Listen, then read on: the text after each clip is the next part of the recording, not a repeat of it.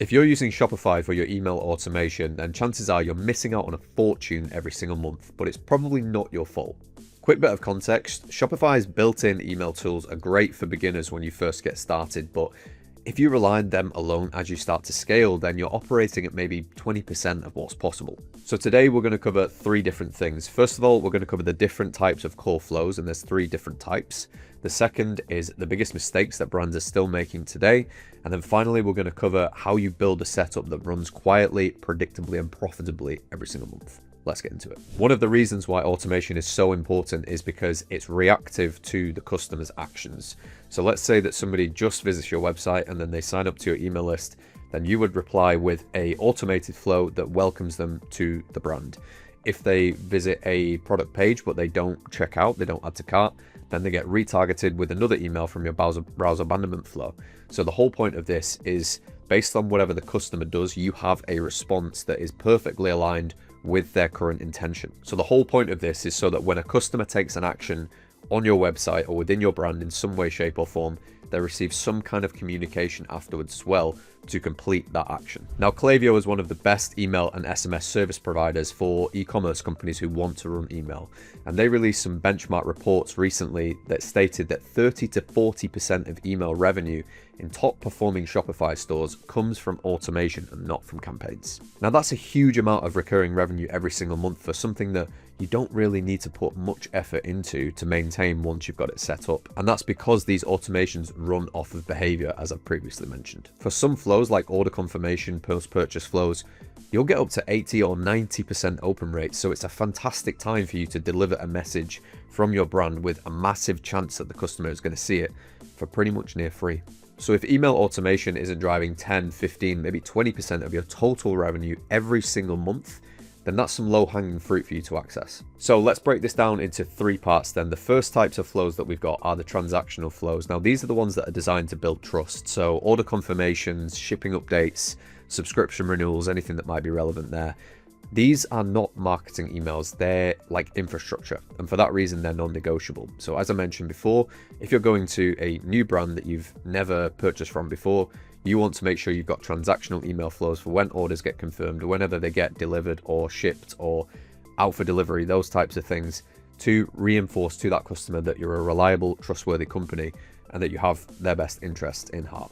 If I go to a new brand and I order from them and I don't get one of these emails, then alarm bells start ringing for me personally. I'm wondering, has this person even received my money? Have they just robbed my money from me?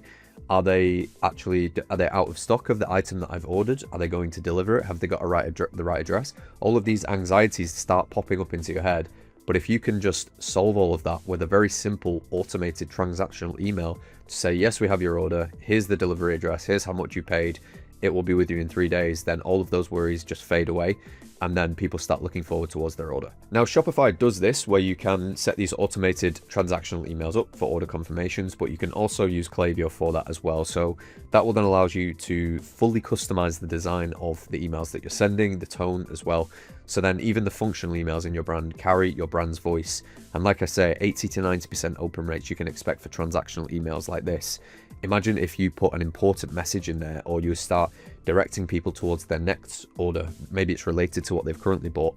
This is a perfect time where you've got a captive audience to deliver a message that is important from your brand to them. Now, the second type of flow are the most exciting, which are the revenue driving flows. So these are the ones that consistently generate you revenue every single month, predictably and reliably, without you having to do much work, to be completely honest. So these are things like your abandoned carts, your abandoned checkouts. There's 2 different things, by the way.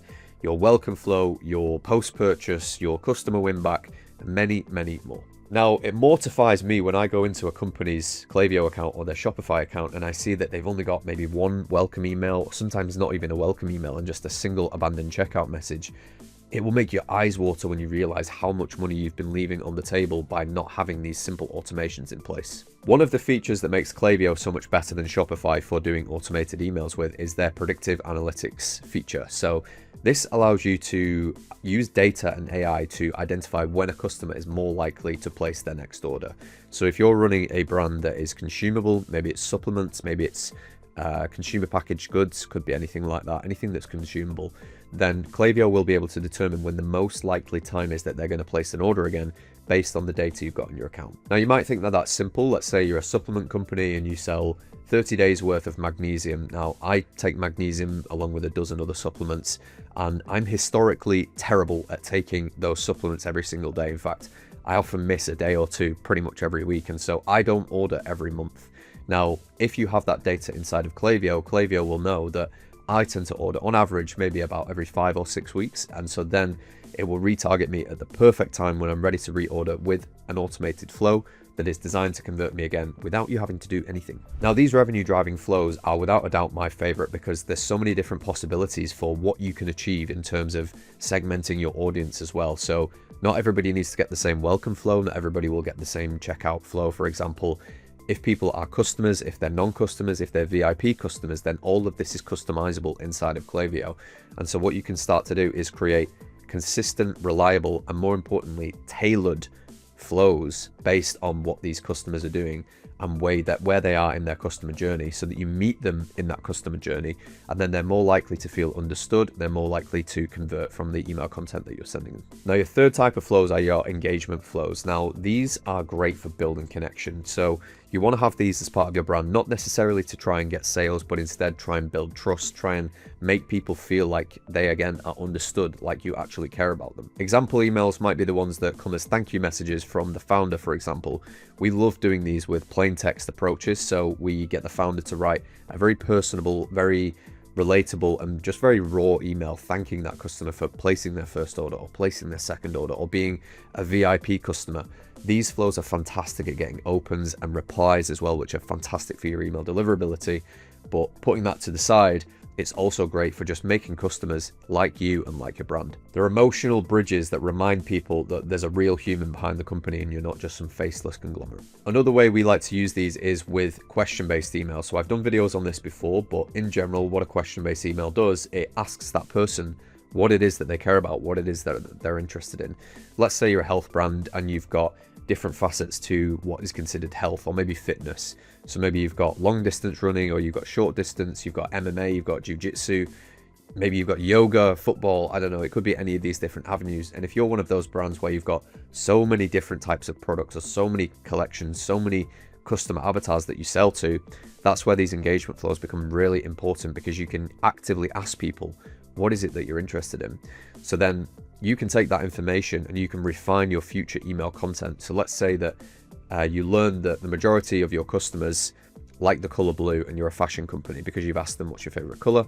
They tell you they like the color blue. And so what you then do is segment up by that group of people. Whenever you get some new products that have landed that are blue, you send them directly to those people because you know that they like blue. You wouldn't send them to people who hate blue. So instead you get a very targeted segment of people who've already engaged with you and told you what they like, so that you can then sell to them better in the future. So even though these flows aren't designed to generate revenue, they do in the long term, because you're actively engaging your subscribers, so they buy into you more and they appreciate you more and they appreciate being appreciated.